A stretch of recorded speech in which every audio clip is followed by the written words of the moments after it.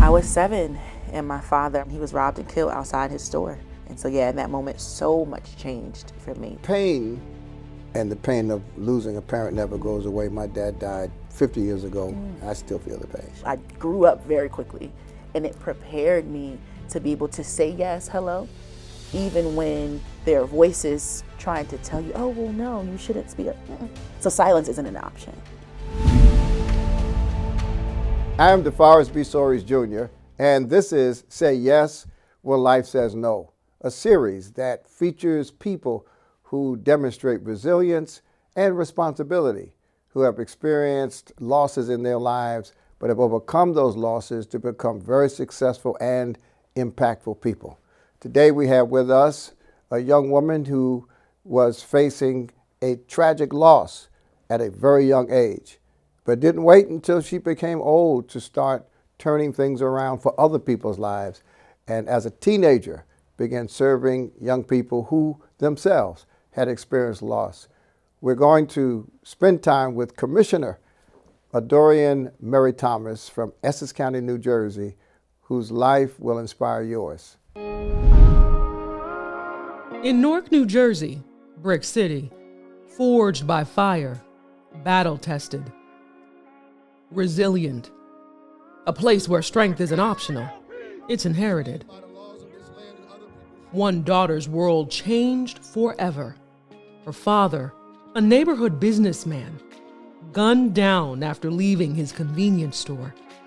Silence, grief, a future suddenly fractured. But pain was not the final word. In the face of unimaginable loss, Adorian Murray Thomas stood at a crossroads, be defined by tragedy or be transformed by it. She chose transformation. Motivated by tragedy, driven by hope, she founded She Wins, Inc., a movement empowering middle and high school girls in Newark impacted by violence. Through mentorship, leadership training, community engagement, she is helping young women see beyond survival and rewrite their futures. And she wasn't finished. At just 23 years old, she made history, becoming the youngest woman ever elected to the Newark Board of Education. This is more than a story of loss. It's the making of a leader. In Brick City, pain doesn't have the final word. Purpose does. Because sometimes, one yes doesn't just change a life, it changes a city. Joining me today is Adorian Mary Thomas, Commissioner Adorian Mary Thomas, whose life is just outstanding, even though she just got here. She's young, she's dynamic, she's a political leader, she's a community leader, she's a nonprofit founder, and a theologian. I'm so excited to have you, Commissioner Mary Thomas, and you are just such a role model and an inspiration for me. So thank you for coming. It's an honor to be here, and it's the exact same way for you. So thank you for having me. Well, being from the part of the state where you lead and rule, I've heard a lot about you, but I have to tell you, the very first thing I heard about you was that your dad was killed when you were 6 years old, or is that exactly true? I was 7 and my father, I went to the Chat School at the time. My father, who came here from Berbice, Guyana. My mom grew up in Elizabeth. Both of them raised me in Newark.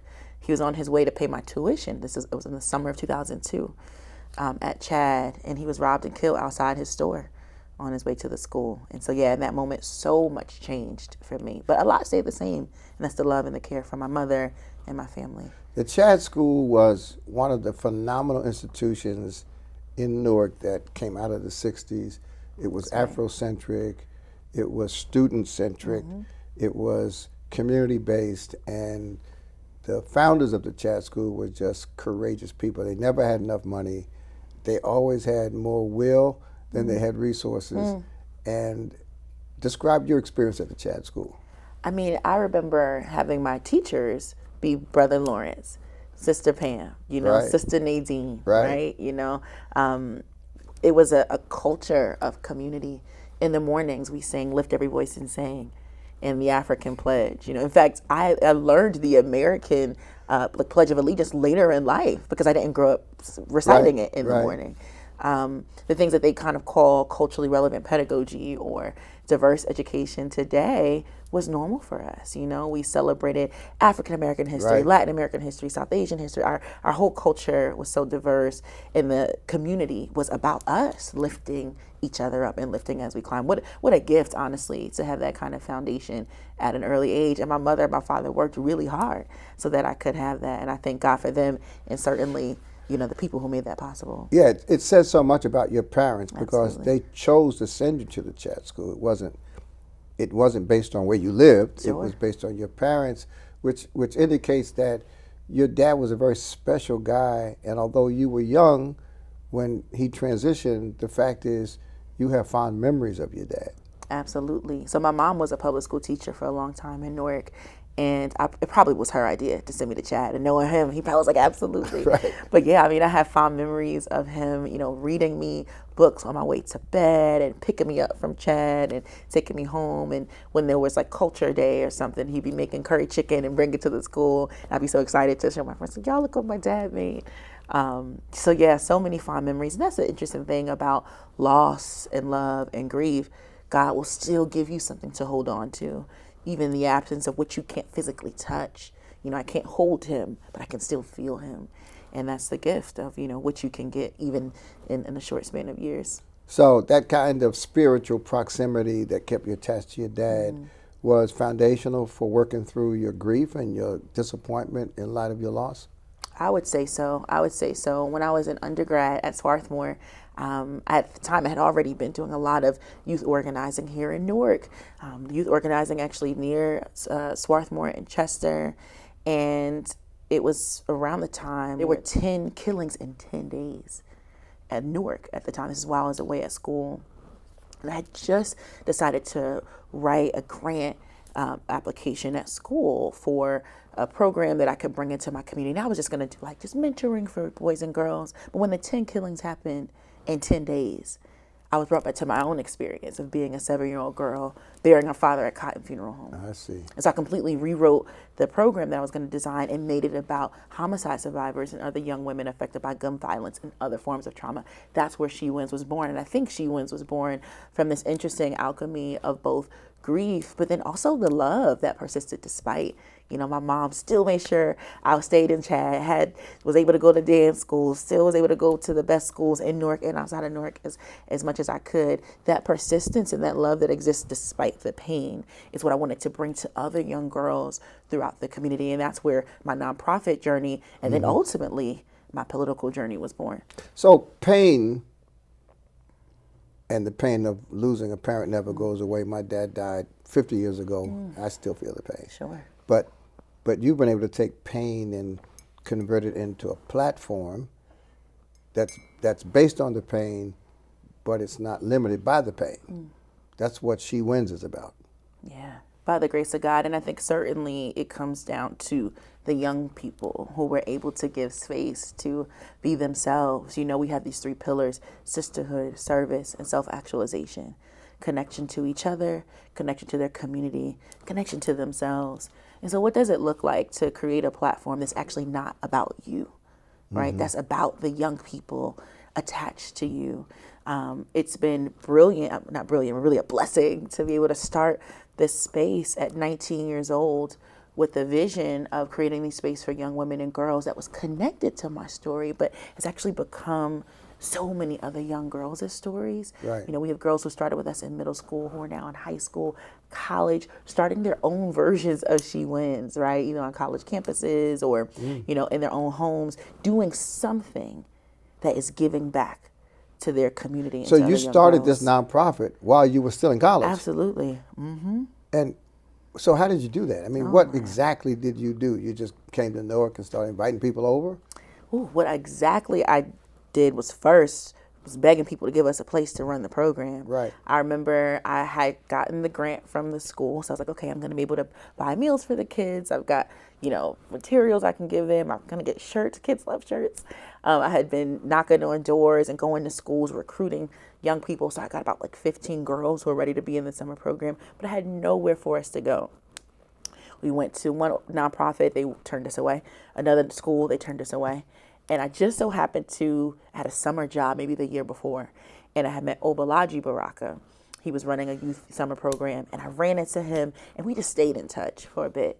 And I told him, like, look, man, I'm trying to run this program. I got this space, like this idea, but I don't have anywhere to put it. He's like, oh, I got you. And he gave me the Center of Hope for Girls for the summer of 2015. And we were there for 2 or 3 years. And then after that, we were Rutgers and then all across the North since. So you said something as if it's just normal and everybody understands it. You said, well, we got 15 girls. How did you get 15 girls? Do you know how many people have a passion and a love and a dream and a vision, but they can't get people to follow, to buy in? How did you get 15 girls? What exactly did you do? Well, the beauty besides feed them, because food will come on, we love food now. Love a little something. But I think the blessing is that I came into even starting She Wins doing work in the community before. And so I went to Team Academy for middle school after Chad. And so the first place I went was to Team. I said, hey, y'all, I got this program. Right. Do you have young girls who you think would be, eligible? They're like, oh, yeah, I'll send some kids. Boom. My mom worked for a school at the time. I'm like, hey, Mom, can you connect me? And then I put up flyers. So this is social media was just getting big, but flyers were working. So I have flyers. I put them up in, I think, JFK, different places across the city, a little bit on Facebook. I just went and talked to people, and then word started to spread. And then particularly because we were working with young women affected by gun violence, and no one at the time was really doing work for that specific community, we had girls who came to us just from hearing about us through social media. Oh, different schools, obviously. Yeah. Different schools and that kind of again, stuff. It sounds simple to you because it's who you are.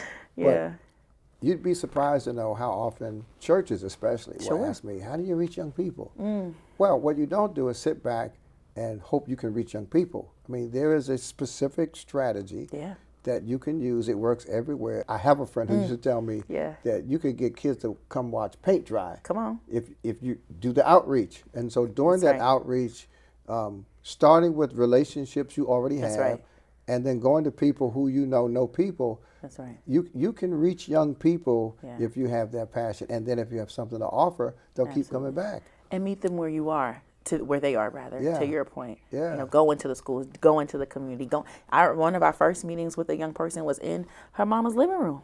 Right. And we sat down with her and the family and said, hey, we're starting this program. I'm starting this program. It's about girls like us. Mom, would you trust your daughter with us for this summer? So absolutely, meeting people where they are and meeting young people where they are. And young people don't get enough credit for how discerning they are. Right. They know when they're interacting with someone whose spirit and energy feels invested in them. And, by the grace, we were able to do that with those young women and continue to build. That's great. Yeah. I also heard that you ran for the Board of Education in Newark. Newark has an elected school board. That's right. And you won the first time you ran? That's exactly right. How old were you? I was 23 years old. What made you run for a position that does not pay? Do you know how many people don't realize that school board members don't get paid and so many others don't get paid? Yeah. You knew you weren't going to get paid. Yeah. I didn't even, And it's a job. I mean, school board is a job. It takes time. It's not just meetings. That's right. It's meetings in between meetings, and it's doing research and reading materials. Yeah.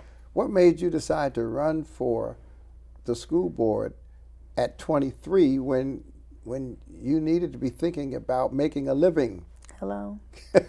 What's funny? I was never planning on running for office. I actually kind of stumbled into the leadership opportunity to even run. I had been taking my She Wins girls to Mayor Baraka's monthly leadership breakfasts at King's on Clinton.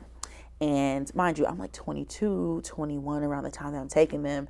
And so he's asking the young people questions. But I'm like, oh, I studied this in school. I want to talk too.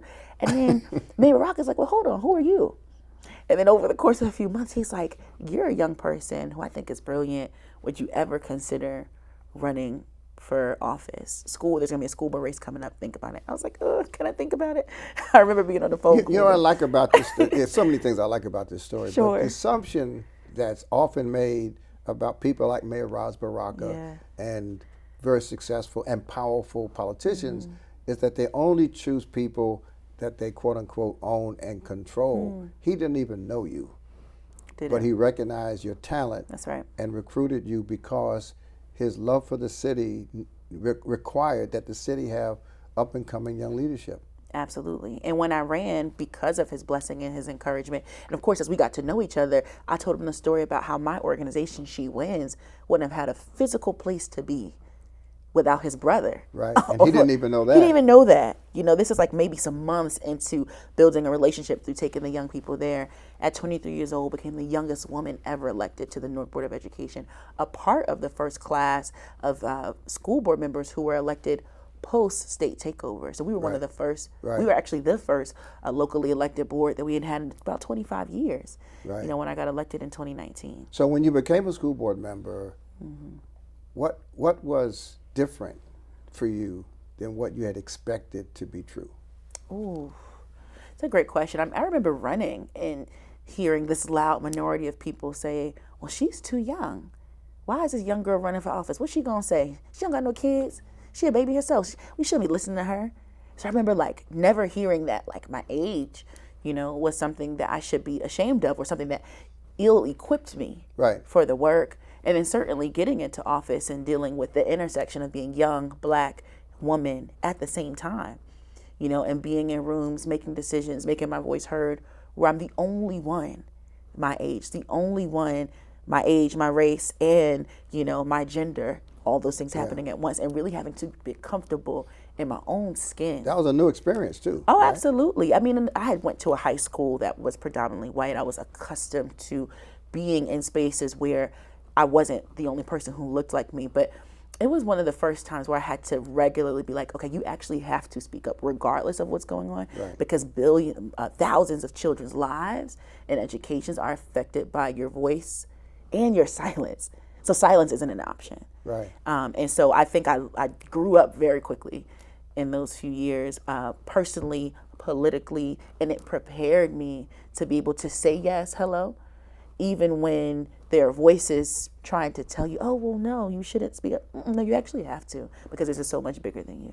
Yeah, I want to ask you about something you said earlier. You zoomed in on and connected with young women whose lives have been impacted by violence. What was that like? What were the challenges in helping them work through their trauma, their pain, you know, their anxiety? And you still do it. So what is it like? I think it's complex, because when you work with young people and people in general who are confronting trauma or pain, inevitably, I think if you're doing it the right way, you have to confront your own. So it forced me to sit with my own stuff and say, okay, well, how is grief showing up in my own life? How is it showing up in my family's life in ways that I didn't even know? So there's all these things. And so I think working with young people gave me more language and space to confront the ways that grief and trauma affected my own life and my own family. I think the biggest lesson, though, was that young people in particular are so strong, even when they shouldn't have to be. And they're able to, you know, alchemize this pain and use it and do something. We had girls who came to us who were affected by gun violence. We had girls who came to us who had been bullied severely in school. And these same girls who went through all of these different types of traumas, some of them gun violence, some of them other traumas. We had many girls, in fact, who were survivors of sexual assault. So they had compounding traumas, and they used these stories to curate art workshops for other young girls in local middle and high schools, so that when they went through similar things, they knew that they could get through it. And so if our young people can be strong and can metabolize pain and use it for purpose, why can't we? I think that was the biggest offering from the experience and continues to be. So, and that's our theme. Our theme is, listen, life says no. For me, it was cancer. But long before cancer, it was my 6th grade teacher telling me I'd never be anything. So when life says no, in your experience, what you've done is taken that no and used it as fuel for a movement and for a mission Yeah. to impact other people's lives. There are so many young people, particularly in urban areas, who have had so much exposure to violence, and helping them work through the violence is one piece. But on a larger level, what kind of strategies do you think we should be taking seriously to reduce violence? Newark has had a tremendous reduction in violence over the last 10 years under Mayor Baraka's leadership. What kinds of things work on a community level to convince people to accept alternatives to violence as a way of resolving their differences and expressing their frustrations? Yeah, I mean, I think often traumatized people are traumatizing other people. Right. So when we don't have the space or the language to even acknowledge, oh, okay, such and such said something to me, I want to bust on them right now. And I'm not knowing that that's my own trauma response that's building up, right? How can I even self kind of organize and manage if I don't even know my own stuff? So firstly, I think there has to be better education, widespread education about trauma, about how trauma affects our nervous system, how our nervous system affects how we react to problems. And you think about some of the instances of violence that do occur, a lot of them are over like issues that could be resolved with conversations or mediations, right? But our people, and I'm speaking broadly, of course, this isn't everyone, but so many of our people, we've been conditioned to react and not respond. So that's to be broad spread awareness, and there's been so much effort in that. No better example of that is what's happening in Mayor Baraka's administration, the Office of Violence Prevention. You are getting folks who've been affected by violence, who've been affected by trauma, who've been affected by the criminal justice system to actually be a part of making sure that those issues don't happen again in the community. That's right. I mean, our philosophy is the people closest to the problem are the ones with the solution. Period. Not the experts that have read about the problem and maybe written about the problem. That's but right. The people that have the experience. Yeah. Now, Commissioner, I don't think you studied psychology. I took you? AP Psych in high school. That was it. Right. So Undergrad. where does all of this therapeutic capacity and human development come in? Obviously, you're leveraging your own experience, but this is not just coming from your heart. You got some stuff in your head that's combining with the passion in your heart to make an impact in ways that you were not taught at Swarthmore. Yeah, thank you for sharing that. I think it's a combination of both spirituality and the lineage of the yes. I've been thinking about that a little bit. I think most yeses have a lineage of no, right? The yeses that we... Yeah, there could be no yes without a no. Come on. You know? Come on. And who knows that more intimately than those of black and brown, of working class, of descent. And so I think because that lives in me, because I was raised by a mother who was a teacher and a social worker and who always said never judge a book by its cover and always tried to unpack how or why someone or something got to where they are as they are, what's the story behind what we see. That is just kind of in me. So I try to approach everything from that lens, and certainly just having a faith that allows me to really want to sit with the uncomfortable. You know, that spirituality piece is something that allows me to be like, oh yeah, we need to know a little more and dig a little deeper before we go anywhere else. The reason I wanted to raise that is because so many people feel inadequate because they don't have formal training. Totally. And your formal training is in an area different than what you're articulating now. I mean, you do use it. We'll get to that in a minute. But it's not as much about formal training as it is empathy and love and respect for the humanity of other people. You know, there's a theologian that said, you know, we preach good news, but there can be no good news without bad news. Come on. And so the good news sits in opposition to the bad news. And there's no yes, as we said, without a no. I am with Commissioner Dorian Mary Thomas from Essex County, New Jersey, who grew up in Newark and who had a big no in her life at 7 years old. Father snatched from her and her family by gun violence. And what she does now is to offer love and hope and possibilities to others who've experienced a no in their lives similar to hers. We're happy to have her. We'll be right back. All right, Commissioner, now I want to go back to politics because you study political science. Yeah. You're a political scientist and a theologian. We'll get to theology later. But now you're on the school board at 23 years old. You're the youngest person there. You're the youngest person to ever be there. Youngest woman to be elected. That's Larry right. Ham That's right. was on the school board, That's but he was right. appointed That's right. by That's Mayor right. Gibson. 17, right? Or 16 years old. He was a student That's in right. school on the Absolutely. school board. So Love Brother Ham. I love him too, but he wasn't you. You are the first to be elected and the youngest. So you served for how long in the Newark School Board?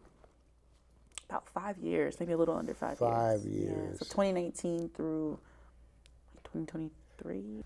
After these 5 years, now in New Jersey, Yeah. we make the switch from the old, archaic, sexist, racist position called freeholder, where you had to be a free person, which meant you couldn't be black, and a holder of land, which meant you couldn't be poor or a woman. So you had to be a rich white man That's right. to be a county elected official Yeah. in New Jersey, and we were the last state in America to have such a title. That's right.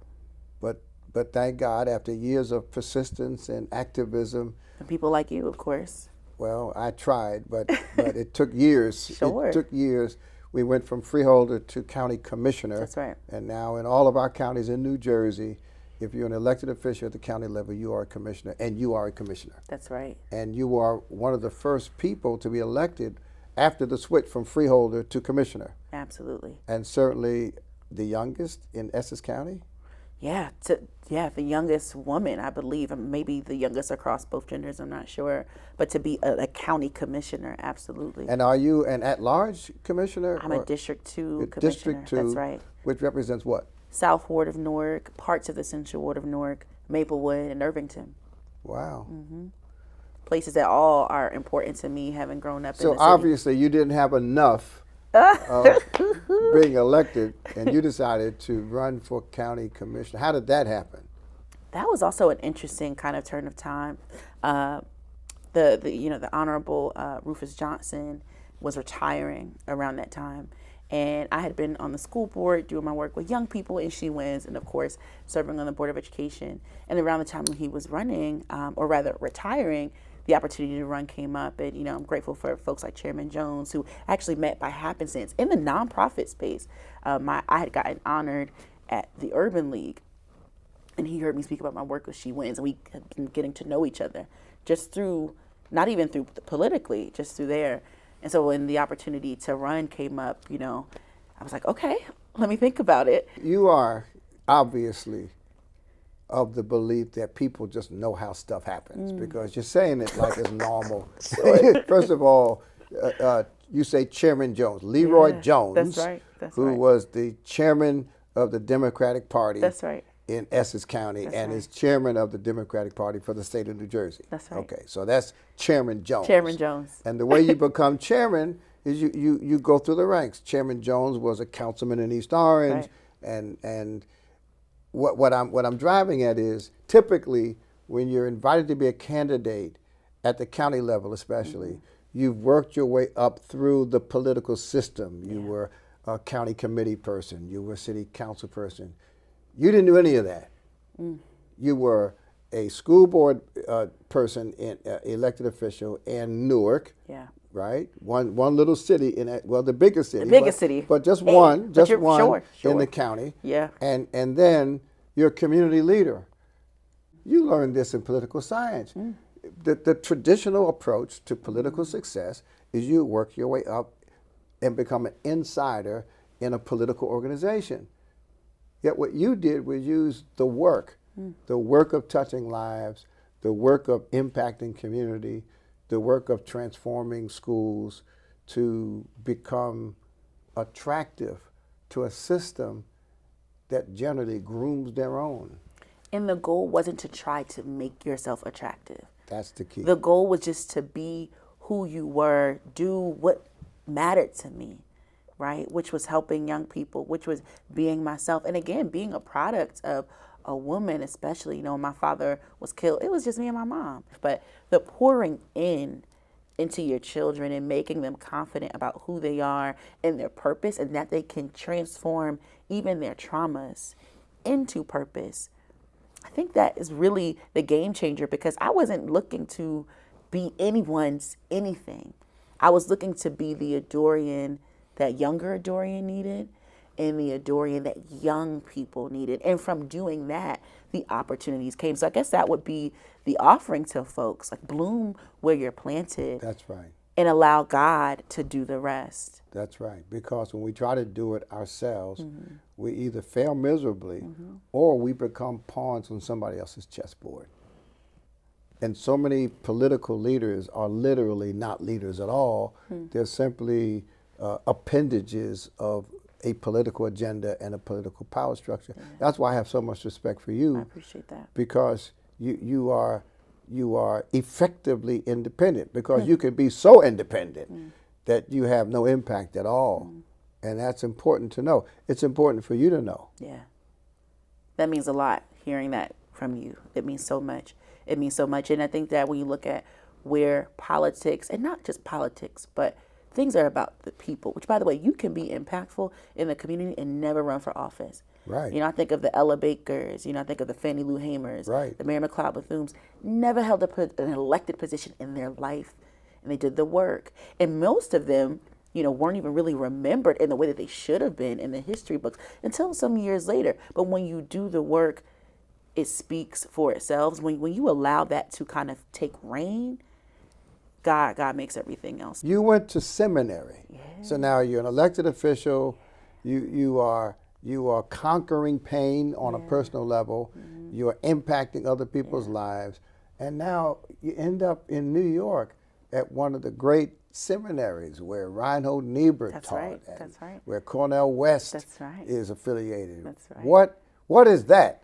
Yeah, to be able to be taught by Brother Cornel West was the most extraordinary things. He actually did an event with me because I was a Bonhoeffer scholar, and I'm like, let me do an event with Dr. Cornel West. It was probably the most rewarding experience of one of the most in my entire life. Once you get a translator to figure out what he says, it is rewarding. This man don't you just love Cornel? He's an encyclopedia. He really is. He can cite dates. He is one of the most brilliant people I've ever met in my entire life. He really is. Just absolutely genius, and so caring and loving and pouring into his students. I saw a lot of how I try to approach working with young people. Well, listen, I can't tell you how much I admire you. I love who you are. I love what you do. And I'm literally in awe of the fact that you were able to take that moment of tragedy and convert it into a whole life and lifestyle of service and impact. So thank you for being with me. Thank you for being who you are and doing what you do. And if I can ever be of service to you, just let me know. Absolutely. And thank you for being such a blueprint for what it means to live on purpose in community, in church, and just how you move with people. It's an honor I've seen you speak and been in your orbit, on the digital space and different places around New Jersey for a while, but just to be in community with you is such a gift. So thank you for helping chart the path, and also giving folks like me permission to chart our own paths in this work. It means so much. Well, thank you. This is an exciting moment for me because very few lives demonstrate how a person can say yes when life itself says no at a young age.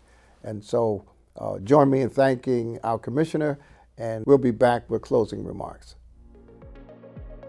Every no you heard is preparing you for a bigger yes.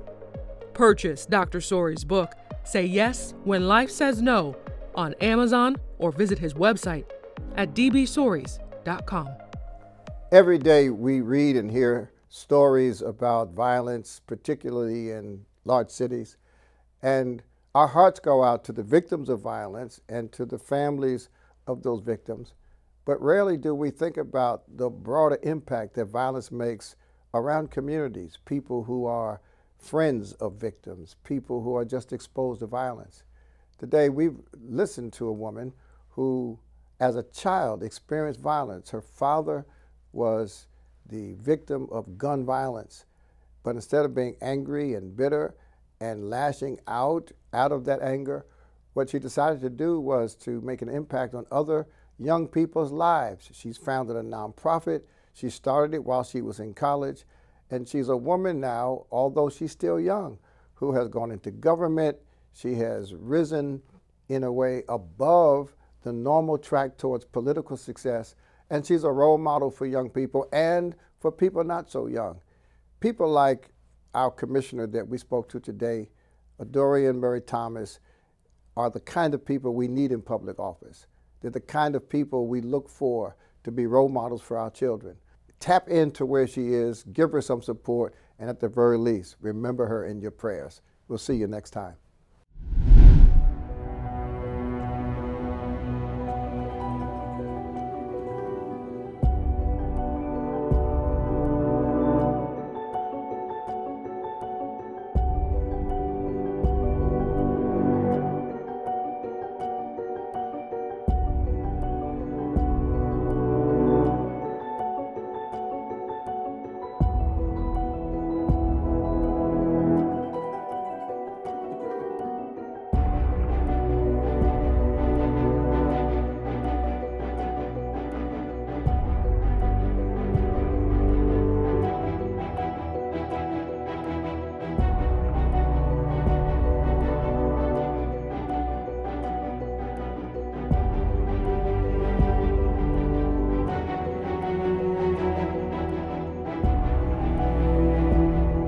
Every day, each one of us is faced with a no in our lives.